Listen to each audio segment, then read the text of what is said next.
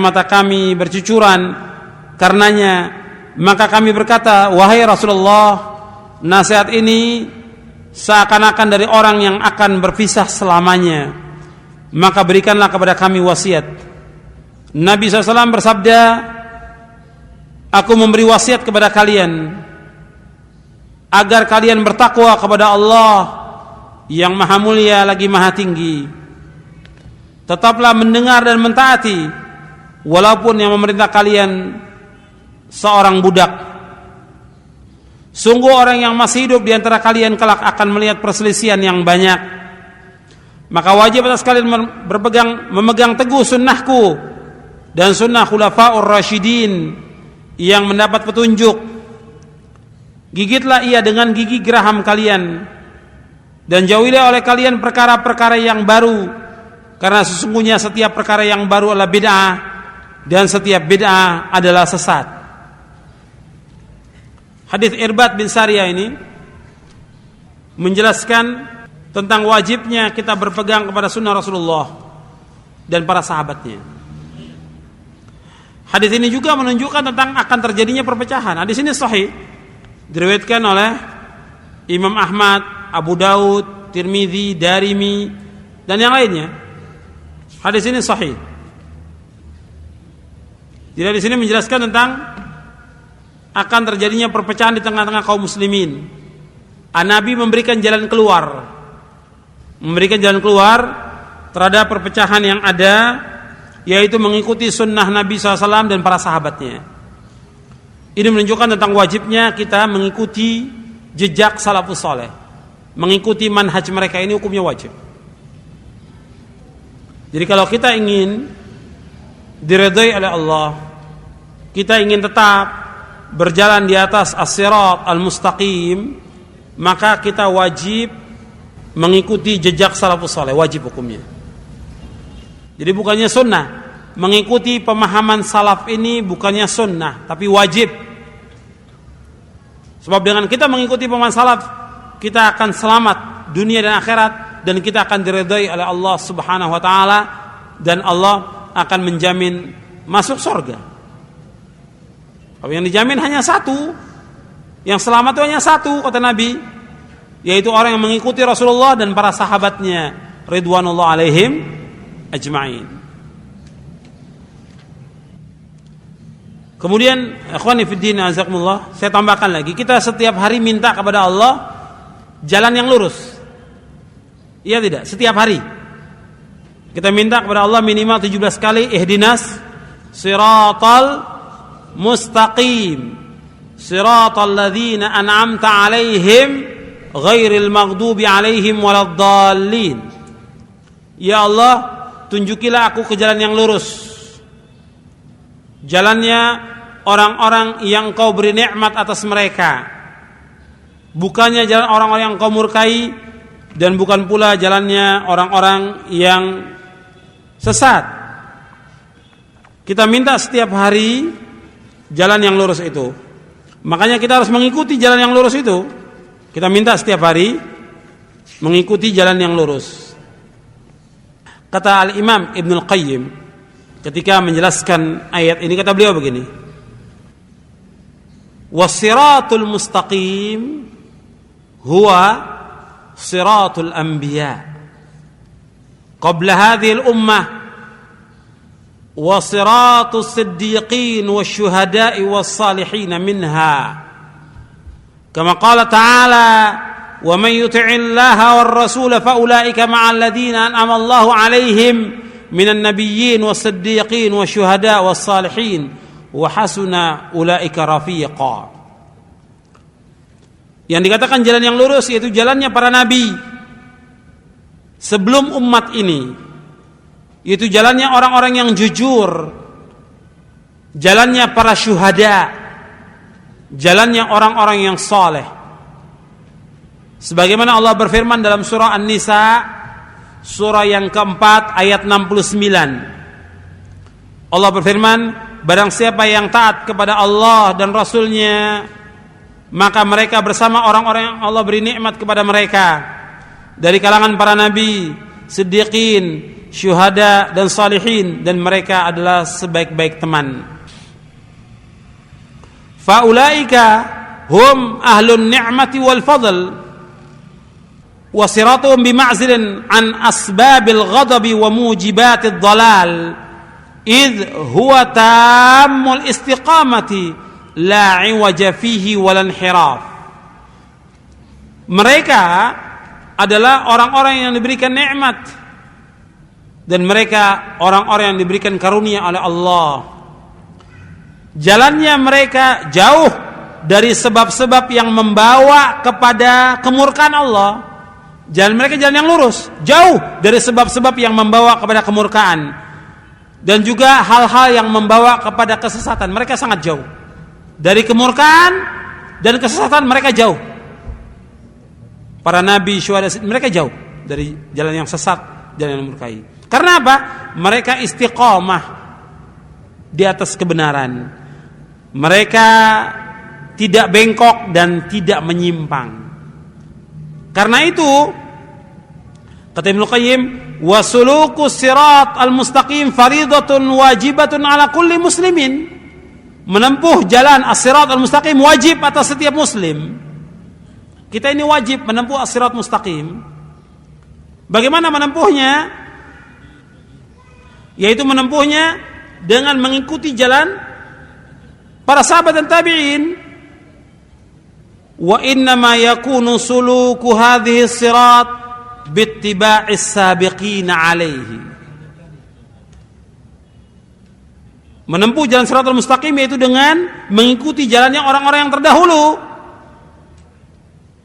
Yaitu apa? Wa innama yakunu suluku hadhihi sirat bittiba'is sabiqin alaihi fit tahlili wat tahrimi wal ijab. Fayattabi'ur rasula fi hadihi wa sunnatihi wa yattabi'us sahabata fi makhtalafa fihi an-nas. Jadi kita wajib mengikuti as-sirat al-mustaqim dengan mengikuti jalan yang terdahulu dari para sahabat dan tabi'in dalam menghalalkan atau mengharamkan, bahkan juga mewajibkan. Yaitu kita wajib mengikuti Rasulullah SAW tentang petunjuk dan sunnahnya, dan kita wajib mengikuti para sahabat tentang apa-apa yang diperselisihkan oleh manusia.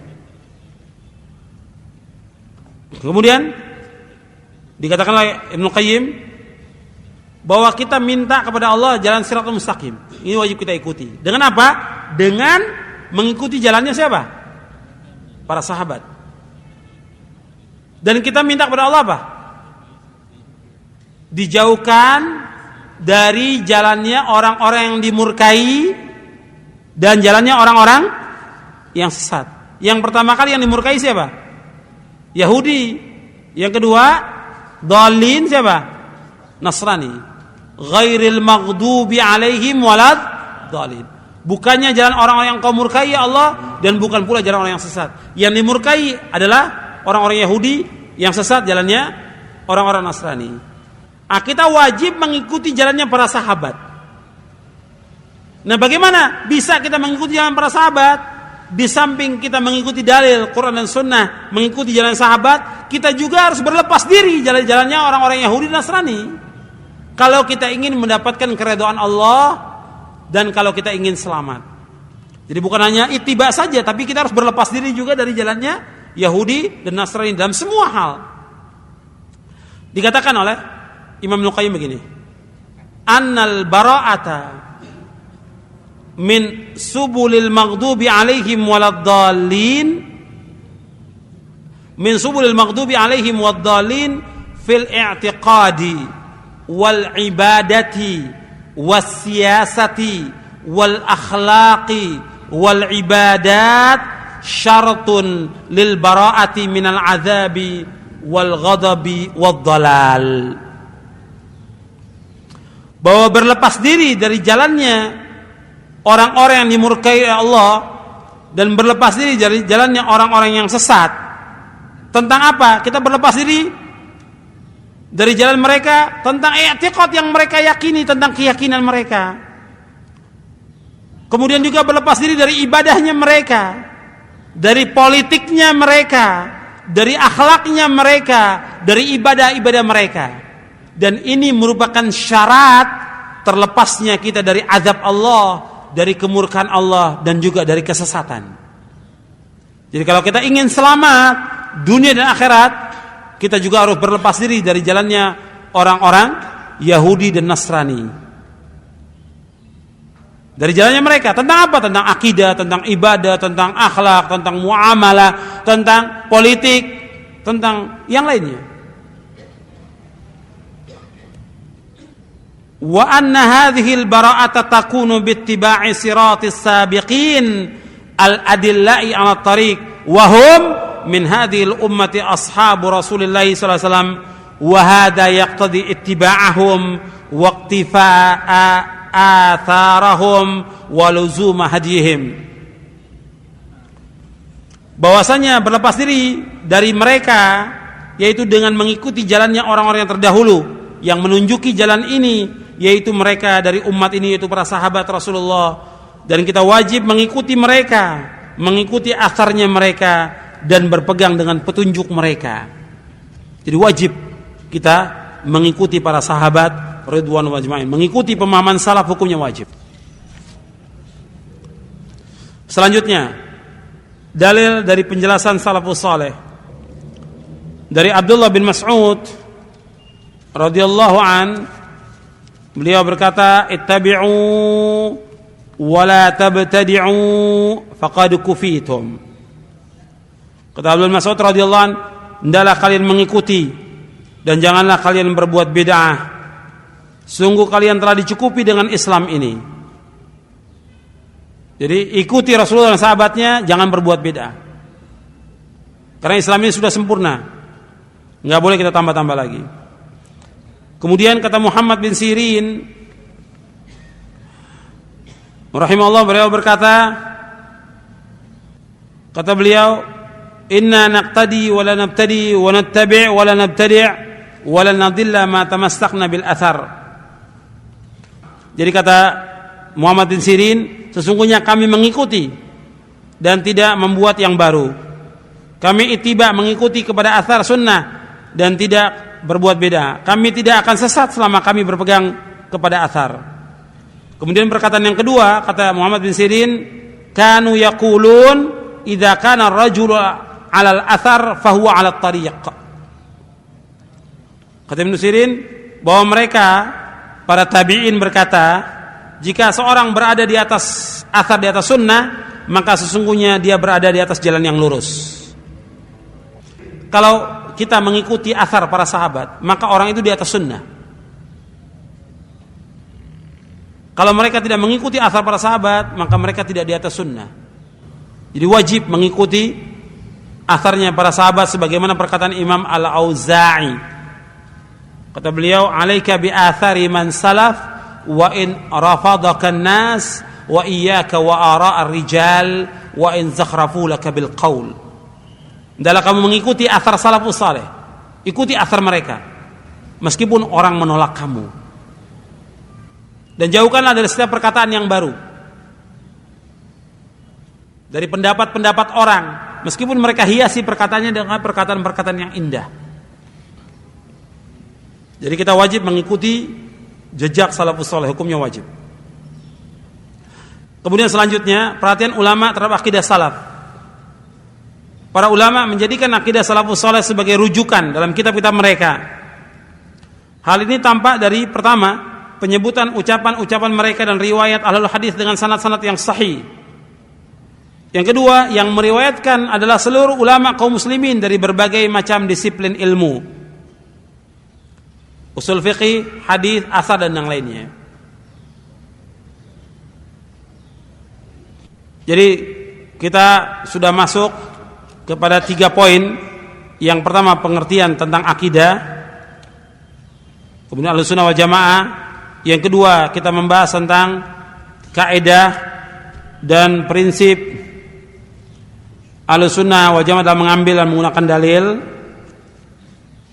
Poin yang ketiga, kita bahas tentang kewajiban kita ittiba', mengikuti jejak salafus saleh dan menetapkan manhajnya.